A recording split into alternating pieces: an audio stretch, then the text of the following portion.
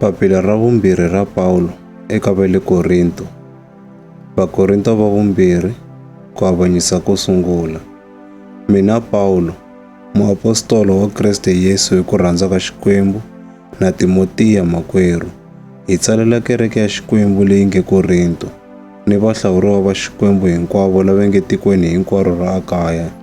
Hi ri, tintswalo ni kurhula a swi ve na n'wina, swi huma eka Xikwembu Tata wa hina ni le ka Hosi Yesu Kreste.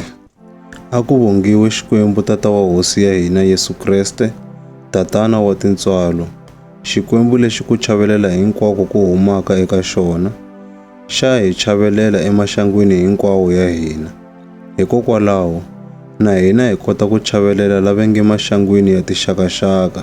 Hi va chavelela hi ku chavelela loko na hina hi nyikiweke kona hi Xikwembu, hikuva ku kotisa leswi mahlomulo ya Kreste ma hi taleleke, nakona ha Kreste hi kuma ku chaveleriwa hi ntalo.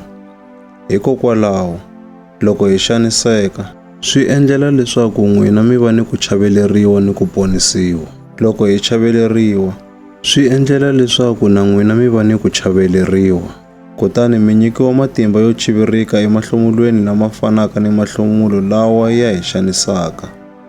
Kutani ku tshemba ka hina ehenhla ka n'wina ku tiyile swinene, hikuva hi tiva leswaku leswi mi averiwaka mahlomulo man'we na hina, mi ta averiwa nakona ku chaveleriwa loku hi nga na kona.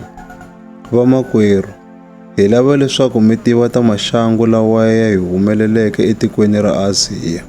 Hi tshikeleriwe ngopfu swinene, ku tlula matimba ya hina, hi kondza hi hela mbilu, hi nga ha tshembi leswaku hi ta hanya.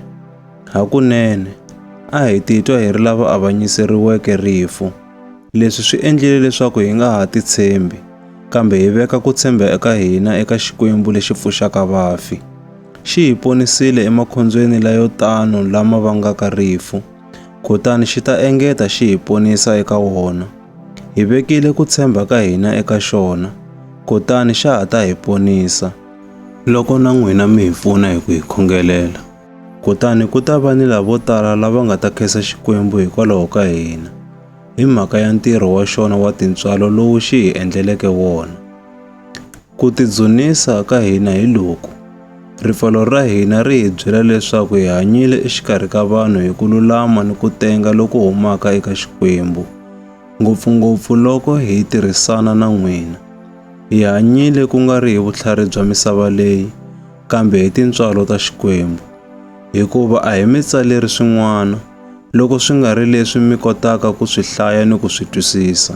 Kutani ndza tshemba leswaku mi ta twisisa swinene swilo leswi, hambiloko namuntlha mi nga swi twisisi ngopfu. Hikokwalaho, mi ta tidzunisa hi hina esikwini ra Hosi Yesu, hi laha na hina hi nga ta tidzunisa hi n'wina ha kona. Hi ku tiva ku tiya ka swona sweswo, a ndzi naverile ku rhanga ndzi ta eka n'wina, leswaku mi ta kateka kambirhi. A ndzi naverile ku mi endzela loko ndzi ya eMakedoniya, ni ku tlhela ndzi mi endzela loko ndzi vuya hi kona, leswaku mi ta ndzi pfuna eriendzweni ra mina ro ya eYudeya. Xana a ndzo tlanga loko ndzi naverile ku endla sweswo xana? Xana a ndzi endla makungu ya mina tanihi vanhu van'wana ndzi ku, ina, e-e, hi nomo wun'we ke? Ku kotisa leswi Xikwembu xi tshembekaka, xitshembiso xa hina eka n'wina a xi vangi ina e-e, hikuva N'wana wa Xikwembu Yesu Kreste loyi hi n'wi twariseke exikarhi ka n'wina, mina na Silvano na Timotiya, a nga ri ina e-e, kambe eka yena ku vuriwa ina masiku hinkwawo, hikuva eka yena Xikwembu xi tiyisa ku tshembisa ka xona xi ku ina. Hikokwalaho hi vulaka hi ku amen hi mhaka ya yena eku dzuniseni ka Xikwembu. Kambe i Xikwembu lexi nyikaka hina na n'wina ku tshemba loku tiyeke eka Kreste. Hi xona xi hi rhwexeke ntirho lowu, xi hi fungile, xi vekile moya wa xona etimbilwini ta hina, wu va xitiyiso xa leswi ha taka. Ndzi vitana Xikwembu ku va mbhoni ya mina hikuva xi tiva mbilu ya mina.